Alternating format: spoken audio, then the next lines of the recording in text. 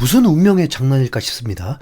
이틀 전 손흥민이 국가대표 유니폼을 입고 자신을 월드클래스로 키워낸 스승 포체티노 감독과 적으로 마주하더니 이제는 이강인이 자신을 라리가의 핵심 선수로 성장시킨 스승 아기레 감독과 적으로 만나서 국가대표 대결을 펼치게 됐습니다. 그야말로 스승과 제자의 운명적인 만남이 이어지고 있습니다. 새로운 월드컵을 향한 여정을 시작한 대한민국 축구 국가대표팀. 그 첫 A매치 상대는 FIFA 랭킹 15위의 북중미 강호 미국이었습니다. 쉽지 않은 경기가 예상됐지만 대표팀은 완벽에 가까운 경기력으로 우려를 불식시켰습니다. 마치 서울 월드컵 경기장을 그대로 옮겨놓은 듯한 열광적인 교민들의 응원 속에서 대표팀은 미국을 상대로 2대 0으로 완벽하게 격파했습니다. 경기 시작 휘슬이 울리자마자 대표팀은 강력한 전방 압박으로 미국을 몰아세웠었죠. 미드필드 진영에서부터 숨막히는 압박을 가해서 미국 선수들이 공을 편하게 잡을 기회조차 주지 않았고, 공을 탈취한 후에는 빠르고 유기적인 역습으로 쉴 새 없이 미국의 골문을 위협했습니다. 특히 이번 승리는 92년생 동갑내기 대표팀의 심장인 손흥민과 이재성의 발끝에서 시작됐습니다. 전반전 이재성이 상대의 허를 찌르는 감각적인 패스를 찔러주자 캡틴 손흥민이 마치 기다렸다는 듯이 파고들었습니다. 골문과의 각도가 거의 없는 소위 제로 각도에 가까운 위치였지만 손흥민은 한치의 망설임도 없이 정광석화 같은 슈팅으로 미국의 골망을 갈랐습니다. 골키퍼가 손을 쓸 수 없는 완벽한 골이었습니다. 기세가 오른 대표팀은 전반 막판에 미국 수비진을 완전히 농락했다고 볼 수 있는 환상적인 연기 플레이로 추가골을 터뜨렸습니다. 전반 43분 손흥민이 이재성과 2대1 패스를 주고받으면서 미국 수비 뒷공간으로 파고들었습니다. 이후에 골키퍼와 경합하는 과정에서 옆에 있던 이동경에게 공을 연결했고, 그 순간에 손흥민은 구르기까지 했기 때문에 페널티킥도 불러질 수 있는 상황. 하지만 손흥민의 패스를 받은 이동경이 이 공을 백힐로 예술 축구를 해버리면서 미국을 농락해버린 거죠.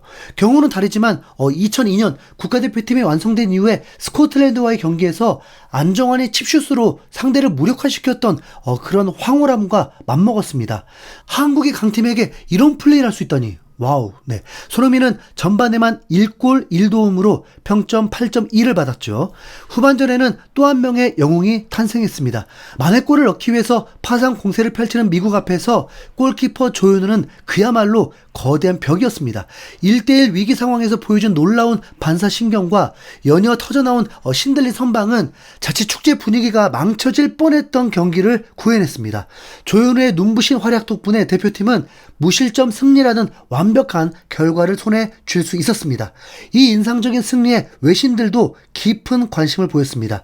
글로벌 스포츠 매체 ESPN은 상세한 분석 기사를 통해서 손흥민이 이끄는 한국이 지배적인 경기력으로 2대0 승리를 거뒀다. 미국은 준비 부족에 따른 뚜렷한 전략 부재를 드러냈고, 특히 수비 전환 과정에서의 허점이 뚜렷하게 나타났다고 평가했습니다. 포체티노 감독이 인터뷰에서 결과보다 발전이 중요하다면서 애써 긍정적인 모습을 보인 것은 젊은 선수들로 구성된 팀을 비판으로부터 보호하려는 의도로 보였습니다. 뉴욕 포스트는 미국 대표팀은 경기 내내 조직력이 흐트러진 모습이었다라면서 혹평했고, 영국의 더선은 경기장 분위기를 조명했습니다. 포체티노 감독의 미국이 완전히 무너졌다. 경기장은 붉은 악마의 물결로 가득 차 마치 서울 원정 경기를 치르는 것 같았다라면서 미국 대표팀의 부담감이 더욱 커졌다고 보도했습니다. 한국과 미국 경기 후 2시간 뒤에는 일본과 멕시코가 격돌했습니다.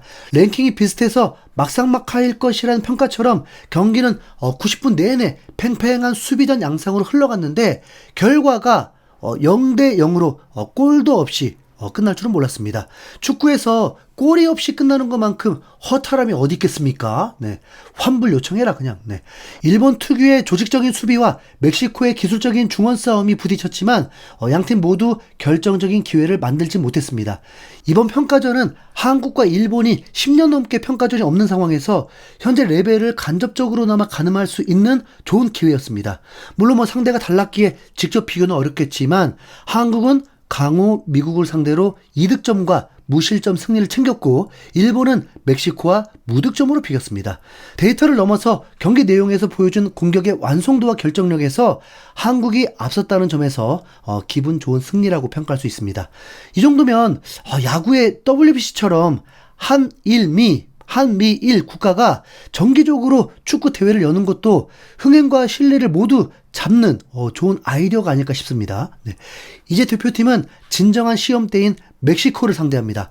멕시코는 FIFA 랭킹 13위로 우리에게는 유독 아픈 기억이 많은 팀입니다. 월드컵 본선 무대에서 두 번 만나서 모두 패배했습니다.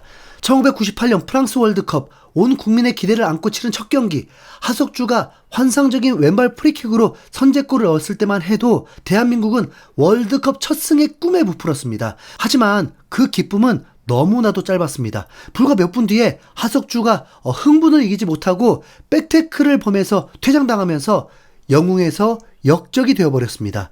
수적 열세 속에 이름도 잊혀지지 않는 이 블랑코에게 개구리 점프 드리블이라는 굴욕까지 당하면서 결국 1대3으로 통안의 역전패를 당했습니다. 그리고 20년 만에 복수전이었던 2018년 러시아 월드컵, 반드시 이겨야 했던 경기에서 장씨가 페널티 박스 안에서 어이없는 핸드볼 파울을 범하면서 페널티킥을 내줬습니다. 그 장씨도 역적이 되어버렸고 지금은 한국에 없는 걸로 알고 있습니다. 경기 막판 손흥민의 환상적인 중거리 골이 터졌지만 시간은 너무나 부족했습니다. 당시 수비의 기둥이었던 김민재가 부상으로 월드컵에 함께하지 못했던 것이 진짜 두고두고 아쉬움으로 남는 대회였습니다. 이렇게 한국에게 멕시코는 악연이지만 반대로 멕시코에게 한국은 은인이자 형제 나라입니다. 바로 2018년 러시아 월드컵 때문입니다. 당시 조별리그 최종전에서 멕시코는 스웨덴의 0대3으로 대패하면서 탈락 직전에 몰렸습니다. 멕시코의 16강 진출 여부는 같은 시간 열리는 한국과 독일의 경기 결과에 달려 있었습니다. 모두가 독일의 승리를 예상했지만 대한민국은 세계를 놀라게 하면서 독일을 2대0으로 잡아내는 카잔의 기적을 일으켰습니다. 한국의 승리 덕분에 멕시코는 극적으로 16강에 진출했고 멕시코시티는 고마워요 한국이라는 외침으로 뒤덮였습니다. 팬들은 한국 대사관으로 몰려가서 한국인 형제를 외쳤고 멕시코의 국민적인 영웅이 된 한국 대사가 함께 어울리는 장면은 전 세계적으로 화제가 되기도 했습니다. 하지만 한국은 탈락하고 멕시코만 올라간 상황이라서 우리에겐 그저 씁쓸한 기억으로 남아있을 뿐입니다. 이제 8년 만에 진정한 복수의 기회가 찾아왔습니다. 멕시코는 이강인의 스승 아기레 감독이 이끄는 팀입니다. 아기레 감독은 강등권이던 마요르카를 단단한 팀으로 만들어서 이강인을 핵심 선수로 활용해서 리그 9위까지 올려놓은 명장입니다. 그의 팀은 수비가 견고하고 역습이 날카롭습니다.